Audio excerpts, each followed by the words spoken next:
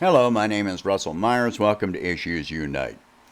I wanted to take another look, an updated look at the U.S. economy. In my last video, I mentioned the unemployment rate. Now, if you didn't see the last video, I'll do a quick recap here. Right now, the official U3 unemployment rate is at 10.2%. Now, they had said for 2 or 3 weeks the unemployment rate, the new unemployment filings had dropped below 1 million, and they acted like this was a sign of a recovery. That's not a sign of a recovery because those new filings were on top of the existing filings. So, when we have well over 30 million people that have filed for unemployment, and you just add another million on top, whether it's 900,000 or 1.2 million, you're just adding more numbers. But they always use the U3 unemployment rate, which is people that are fully unemployed and seeking work. Then you've got the U5 unemployment rate, which is people which are marginally attached, such as contract or gig workers. And then you got the U6 unemployment rate, which is people that are working part-time for purely economic reasons, most of whom want to be working full-time. So, and that number, the U6, is at 16.5%. Then you've got to look at the labor participation rate. The labor participation rate is currently about 60%. That is the lowest it has been since 1973. Labor participation rate is all people 18 to 65 who are physically capable of working and not disabled or anything. So that means 40% of the workforce, the available workforce, have given up or they're not seeking any kind of work. On top, and then you add in 10% unemployment rate, now you're over 50% of the population fully unemployed, and then at least another 6% that are underemployed. At least 6%, which I believe is much, much higher. These are people that are underemployed, working less than full time. And that doesn't even account for the people that, typically work more than one job and, overtime, etc. So now we have to go into something else, the bankruptcies, which right now, this is from June. Chapter 11 U.S. commercial bankruptcies up 43% in June. That's 2 months ago. All right. This is by Epic, EPIQ, a leader in global legal services. All right. Chapter 11 filings are up 43% over June of last year, with 609 new filings. For the first half of 2020, total Chapter 11 filings, Chapter 11 is reorganization. All right, these are large companies. Small businesses can't file for a reorganization plan. All right, Chapter 11 filings for 2020 in June had 3,604 new filings, up from 2,855 the same period for the same period last year. So those are over 3,600 major corporations filing for reorganization. Business filings as of for bankruptcy, all forms of bankruptcy, as of May 6th of this year, May 6th, 3 months ago, business, 23,114. So that's large and small business entities, over 23,000. Compare, pardon me, compare this to 2017, when for the entire year there were 23,591. Again, these numbers, the numbers for this year are from May. All right, non-business bankruptcies for this year as of May 6th, 741,168, compared to 2017, 770,901. What does this project for the rest of the year with bankruptcies? The way that you save an economy is not by bailing out the rich. You don't let them walk away from their debts. You don't hand them bailouts. All they're going to do is exactly what they've been doing. They put the money into their own stock to prop up the value of their stock. They put it in their pockets. They hand out multi-million-dollar bonuses to their corporate executives,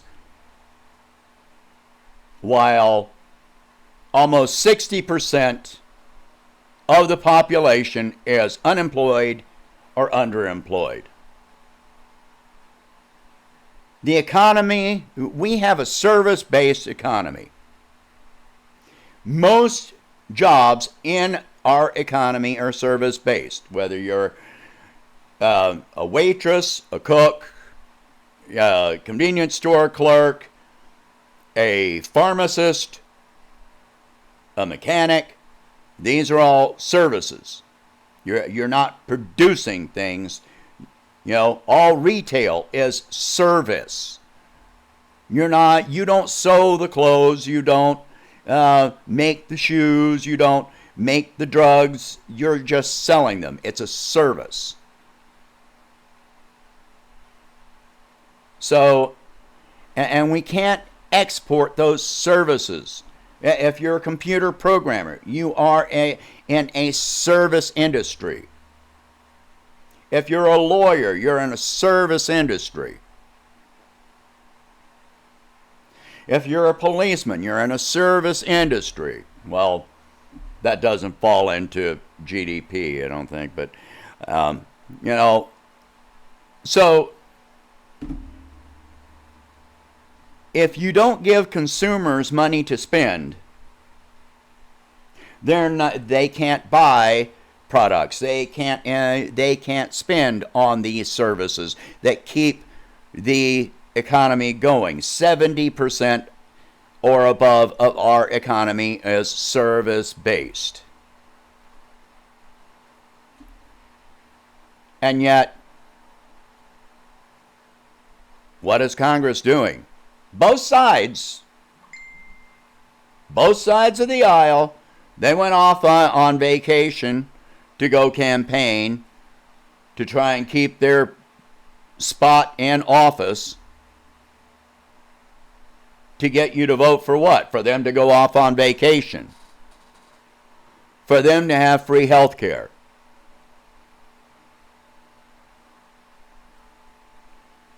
You pay for their housing, you pay for their food, you pay for their clothing, you pay for their insurance. They are supposed to be our servants. They are supposed to be providing a service to us. But they're not.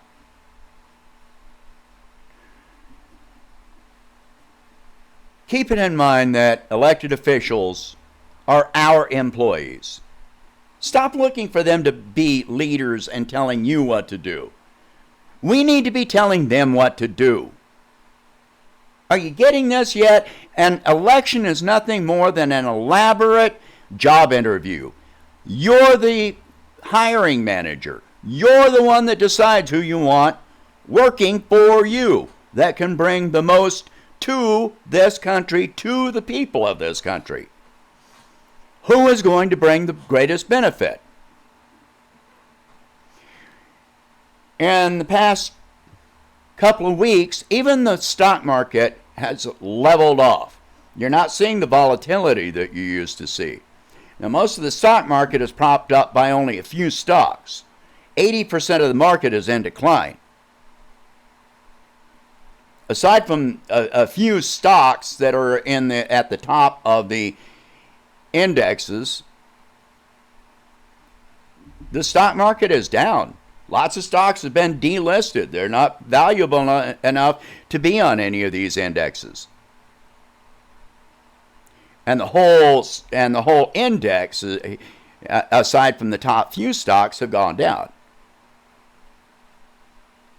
And yet, even those top few stocks, they've leveled off. If you look over the last couple of weeks, you see a movement of maybe 50 points up or down, less than 100 points in a day. That means that the risk tolerance for investors is gone. They're not going to throw money into the stock market because they're too afraid they're going to lose it. Warren Buffett is buying gold. He pulled money out of the market to buy gold. So what is that telling you? I mean, gold is and precious metals, I've said over and over, are some of the safest places to put your money because they can only decline just so much. Even if you have a 10% decline, you've lost 10%, but you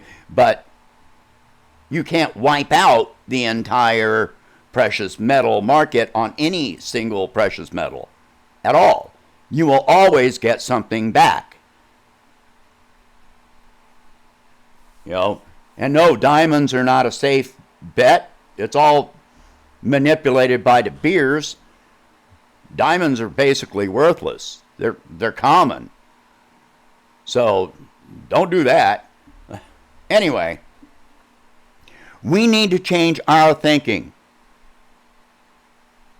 This stuff about the two parties offering nothing that helps the American people, we need to demand more. Stop going with this duopoly, two-party, we've got to vote Trump out of office, just like we had to keep Romney out of office, just like we had to, fight against Bush and all this stuff. We just keep going back and forth. The hope and change thing, yeah. Under Obama and Biden, we saw the greatest migration of wealth to the top in world history. And now Biden's running again. He's not offering anything. Trump's not offering anything. Basically, it's all trickled down. You can't support workers' unions if there are no workers to unionize. So you need to start looking at these things more realistically. All right? Stop saying, we've got to beat Trump, so I can't vote third party. Well, third parties can't win. Third parties can't win if you don't vote for them. You put yourself in this circle, in this trap. You say, I won't vote for third parties because third parties can't win. But third parties can't win if you don't vote for them. You need to look at what you are voting for. Because if you're not voting for something, all you're doing is voting for more of the same. Moving ever further to the right, more and more wealth migration to the top, more and more unemployment. It doesn't matter which side, Republican or Democrat, you're talking about. The result will be the same. You're voting for more and more war. All right. That's it for this one. Please share this video. Talk about these subjects and be realistic about it. Stop making excuses. No more excuses. No more of the but Trump stuff. I don't want to hear it, period. Don't say it at all. If you can't tell me what you're voting for, then you're voting for nothing. All right? If you can, please donate $1 a month and help expand the channel. I hope you have a good evening.